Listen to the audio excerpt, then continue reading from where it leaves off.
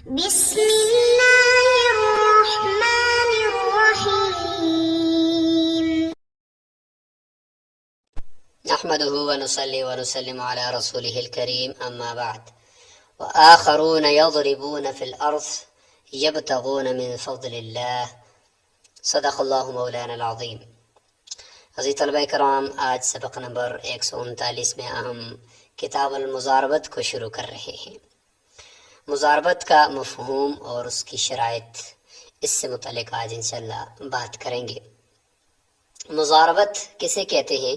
تو یہ ایک سودا ہوتا ہے، ایک عقد ہوتا ہے دو آدمیوں کے درمیان، جس میں ایک آدمی روپیہ دیتا ہے اور دوسرا آدمی اس کے اوپر پھر آگے کاروبار کرتا ہے.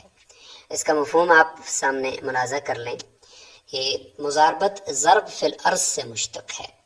ضرب فی الارض کا مطلب ہوتا ہے زمین کے اندر سفر کرنا، جیسے کہ قرآن مجید میں بھی ہے وآخرون یضربون فی الارض، کہ کچھ لوگ ایسے ہیں جو زمین کے اندر سفر کرتے ہیں. یبتغون من فضل اللہ، اللہ کے فضل یعنی رزق کو تلاش کرتے ہیں. تو مضاربت میں بھی ایسا ہی ہوتا ہے کہ ایک کا پیسہ ہوتا ہے اور اس کو رب المال کہتے ہیں، پیسے والا، اور دوسرا جس کو وہ پیسے دیتا ہے کہ جاؤ تم میں پیسے لے لو اور اس پہ جا کر آگے کاروبار کرو اور نفع کماؤ میرے پیسوں سے، اور جو نفع آئے گا وہ آدھا تیرا آدھا میرا. اس کو مضاربت کہتے ہیں. تو اس میں جو آگے پیسے لے کر آگے کام کرنے والا آدمی ہوتا ہے اس کو مضارب کہتے ہیں، باب مفعلہ سے مضارب. تو اسی سے عقد بھی باب مفعلہ کا مصدر مضاربت کہلایا، ضارب یضارب مضاربتاً. تو چونکہ وہ پھر سفر کرنے کے لیے آگے نکلتا ہے، جگہ جگہ جاتا ہے اور تگ و دو کرتا ہے، مال لے کر جاتا ہے، کماتا ہے نفع، تو اس لیے اس کو مضارب کہتے ہیں. تو اسی سے پھر مضاربت بھی ہے. تو یہ ہو گیا جی کہ ایک عام آدمی ہوتا ہے اور وہ بیچارہ اس میں پیسہ تو اس کے پاس نہیں تھا لیکن ہنر اس کے پاس تھا، اور ایک آدمی تھا جس کے پاس پیسہ تو ہے لیکن ہنر نہیں ہے. تو شریعت نے کہا کہ ان دونوں کو آپس میں ملاؤ، دونوں کا فائدہ ہو جائے، اور ایک ایسا عقد تشکیل دے دیا جو حضور صلی اللہ علیہ وسلم کے مدینہ تشریف لانے سے پہلے لوگ کر رہے تھے زمانہ جاہلیت میں بھی. تو اسلام نے اس اچھے کام کو پھر برقرار رکھا. تو یہ ہے جی مضاربت کا مفہوم کہ اس میں اس طریقے سے ہوتا ہے. تعریف اس کی آپ کو پھر سمجھ میں آ گئی کہ المضاربۃ عقد علی الشرکۃ فی الربح، کہ مضاربت منافع کے اوپر شرکت کا عقد ہوتا ہے، کہ منافع میں شرکت پر یہ عقد منعقد ہوتا ہے. اور مال جو دیا جاتا ہے بے مال، مال کے ساتھ میں یہ مضاربت ہوتی ہے. من احد الشریکین، دو شریکوں میں سے ایک کا مال ہوتا ہے، وعمل من الآخر، اور دوسرے کا عمل ہوتا ہے. تو شرکت سے فرق ہو گیا نا، کیونکہ شرکت میں دونوں کا مال ہوتا ہے اور عمل بھی دونوں کا ہوتا ہے، جبکہ یہاں پہ کیا ہے، مال ایک کا ہے، عمل دوسرے کا ہے. جس نے مال دینا ہے اس نے عمل نہیں کرنا، اور جس نے عمل کرنا ہے اس نے مال نہیں دینا. تو یہ ہوگی مضاربت کی تعریف. حکمت آپ کے سامنے آ گئی کہ غریب ہنرمند ایک آدمی ہے، ہنرمند ہے، مستری ہے، اور اس کو بزنس کے بڑے ٹولز آتے ہیں، لیکن اس کے پاس پیسہ نہیں ہے کہ وہ کس طریقے سے بزنس کرے گا. اور دوسرا مالدار ہے لیکن بے ہنر ہے، گھر پڑا ہوا ہے بیچارہ، اور بینکوں میں اس کے پیسے بہت زیادہ مقدار میں ہیں. تو اس نے کہا کیوں نہ میں یہ پیسہ کسی کو دے دوں تاکہ وہ آگے کاروبار کرے، یا غیر سودی بینکاری کے طور پر جس طریقے سے بینک کو اس نے دے دیا اور تکافل کے طور پر دے دیا کہ یہ کمپنی ہے، اس کو میں دیتا ہوں اور وہ کمپنی آگے کاروبار کرے گی، اور جو نفع آئے گا وہ نفع میں اور کمپنی آپس میں اس میں شریک ہو جائیں گے. تو اس طریقے سے شخصی طور پر بھی ہوتا ہے اور کمپنی کی سطح تک بھی یہ ہوتا ہے. تو اس کو کہتے ہیں مضاربت. اور اس میں حکمت ہے کہ دیکھیں غریب ہنرمند کا کام بھی ہو گیا اور اس مالدار بے ہنر کا پیسہ بھی کام لگ گیا، کہ کچھ نہ کچھ اس پیسے سے نفع آنے لگ گیا. تو یہ مضاربت کی حکمت ہے. مضاربت سے متعلق حدیث شریف میں اگر آپ دیکھیں تو عن عروہ یعنی ابن الجود البارقی رضی اللہ عنہ ہیں، ایک صحابی، وہ فرماتے ہیں کہ آتاہ النبی صلی اللہ علیہ وسلم دینارا یشتری به اضحیۃ، کہ حضور صلی اللہ علیہ وسلم نے انہیں ایک دینار دیا کہ اس سے ایک بکری خریدیں، قربانی خریدیں، او شاتن یا کوئی بکری خریدیں. فشترا شاتینی، انہوں نے ایک دینار سے 2 بکریاں خرید لی، فباع احداہما بدینار، اور ایک بکری کو 1 دینار کے بدلے میں بیچ دیا، فاتاہ بشات و دینار، ایک بکری اور 1 دینار لے کر پھر آگے، حالانکہ حضور صلی اللہ علیہ وسلم نے 1 ہی دینار دیا تھا، جبکہ یہ 1 دینار بھی واپس لے آئے، ساتھ 1 بکری بھی لے آئے۔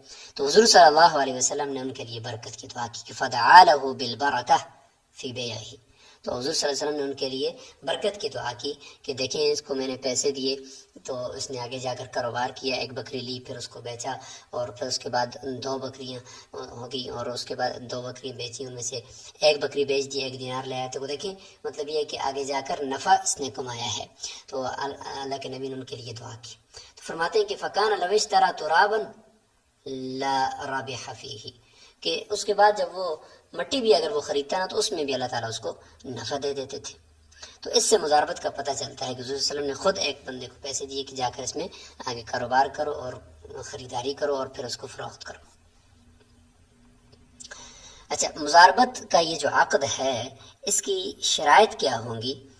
اس میں ظاہر ہے کہ ایک بندے کا پیسہ ہے اور دوسرے کا عمل ہے، اور ایک بندے کا پیسہ لے کر کوئی آدمی آگے جا رہا ہے، تو اس میں کچھ شرائط تو لگانی چاہیے تاکہ وہ جو کام کرنے والا ہے اس کو بھی کچھ نہ کچھ پابند کیا جائے، تاکہ وہ دوسرے کے مال کے اندر اگر وہ تصرف بھی کرے تو وہ تصرف اس کا جو ہے وہ اپنی جگہ پر یعنی اس طرح ہو کہ وہ نقصان کا باعث کم از کم نہ بنے، نفع کا باعث بنے۔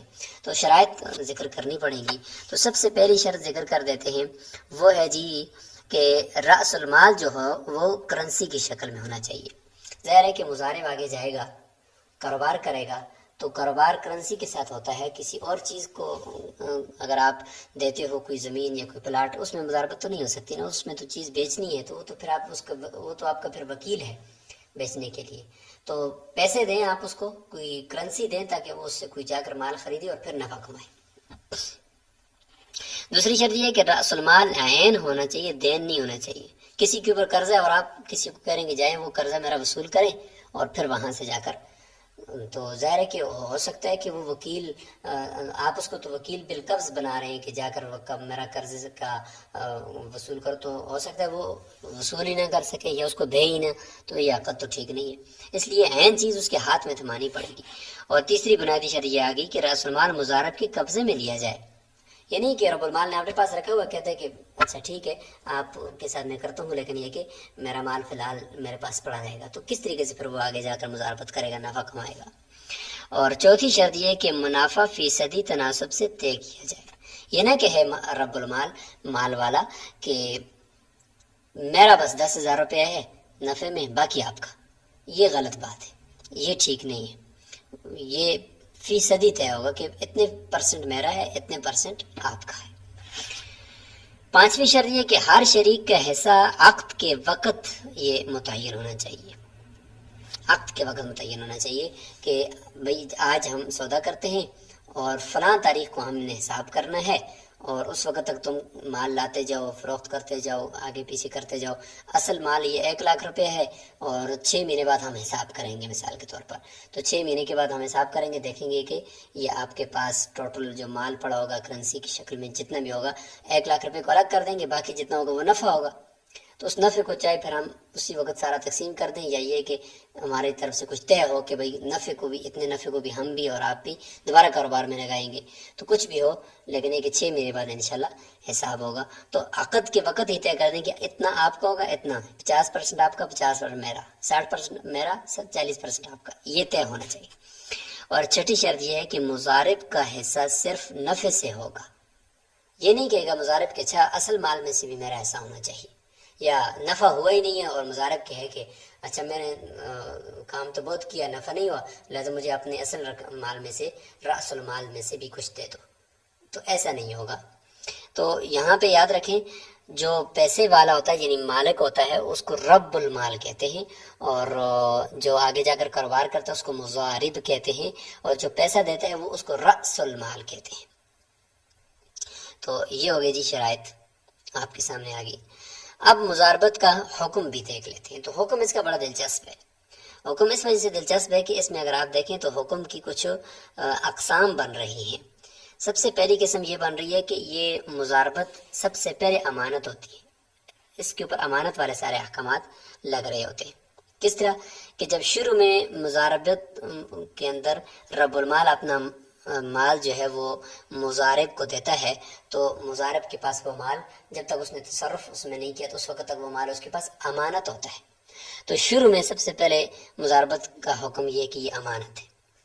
دوسرے نمبر پر جب وہ تصرف کرنے لگ جاتا ہے تو تصرف کرتے ہی وہ وکیل ہوتا ہے، تو یہ پھر وکالت کے سارے احکامات اس میں لاگو ہو رہے ہوں گے۔